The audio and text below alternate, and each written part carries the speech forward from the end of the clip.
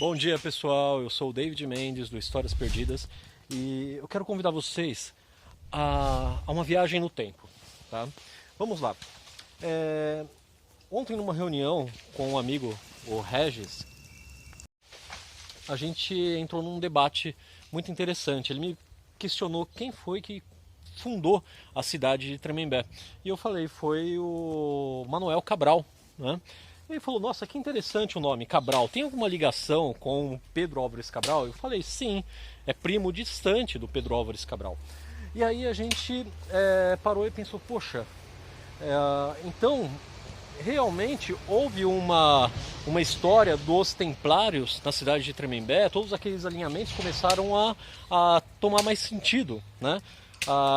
Todas as simbologias de Tremembé começaram a dar mais sentido quando a gente pensou dessa forma. Por quê? Porque o Pedro Álvares Cabral, ele era um templário, ele participava, ele fazia parte da Ordem de Cristo. E a Ordem de Cristo, ela deixou de ser uma ordem templária para se transformar em Ordem de Cristo para poder fugir da igreja, né, da perseguição religiosa da época. Então tá, pois bem. Aí a questão foi a seguinte, não seria esse o motivo da destruição dos marcos de Tremembé, das construções antigas? Porque qual o motivo de se destruir a memória da cidade, né? Não só a parte simbólica, os casarões, tudo, mas também a basílica.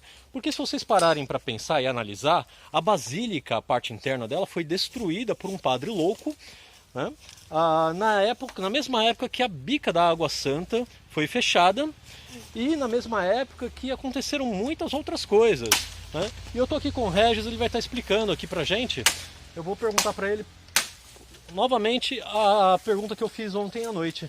Regis, explica pra gente aqui por quê, qual o motivo de alguém destruir monumentos antigos? Eu tô te perguntando isso porque você é um restaurador de obras antigas, de monumentos antigos, principalmente voltado à parte egípcia. Você pode explicar isso pra gente? É interessante você pensar que no mundo antigo a busca da perfeição ela é inerente ao ser humano que busca se auto-aperfeiçoar. Você só consegue plasmar no físico o que você é interiormente em relação a outras dimensões. Vivemos no mundo 3D. O que seria o mundo 3D? O mundo 3D ele está relacionado a três direções primárias: para frente, para trás, direita, esquerda, cima, baixo, representados na estrela de Davi, no Maguen Davi. Nós vivemos no mundo 3D, estamos no meio de uma transição planetária do mundo 3D para 5D. Abre-se uma fenda quântica no mundo 4D. Dualidade existe no plano físico. Existe no mundo dos sonhos, no mundo angelical, 4D. Mas a partir de 5D já existe o mundo real, como ele realmente é nos planos mais sutis.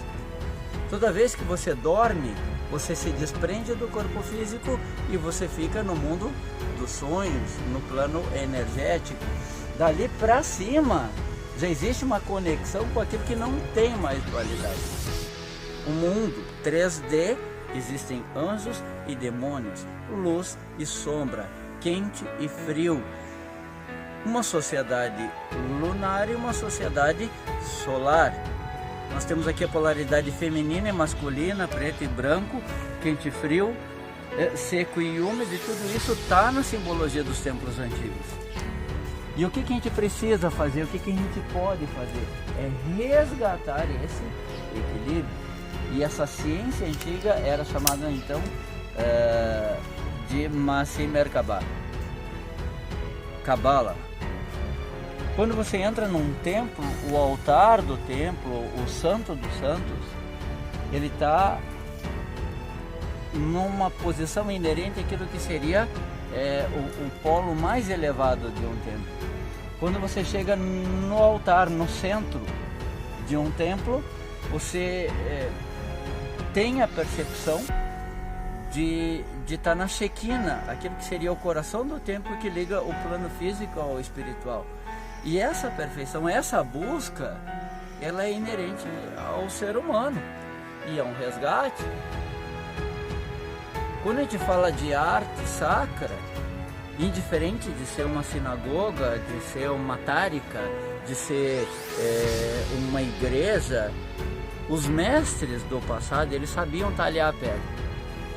Os mestres do passado conheciam as condições da matéria, mas eles só poderiam plasmar uma perfeição a partir daquilo que eles eram espiritualmente.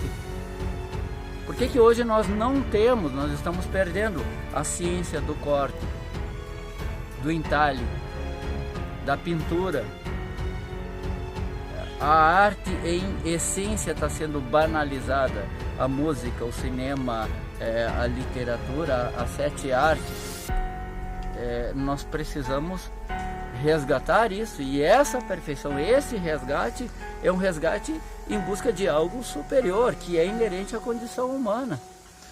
Por que uma pessoa então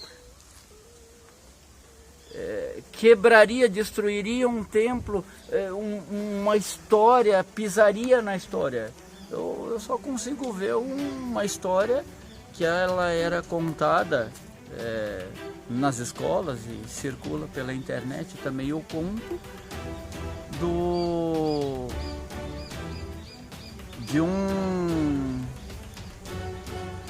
de um pássaro que persegue um vagalume, e aí o vagalume para e pergunta para aquele pássaro: pô, vem cá, pertence à tua cadeia alimentar?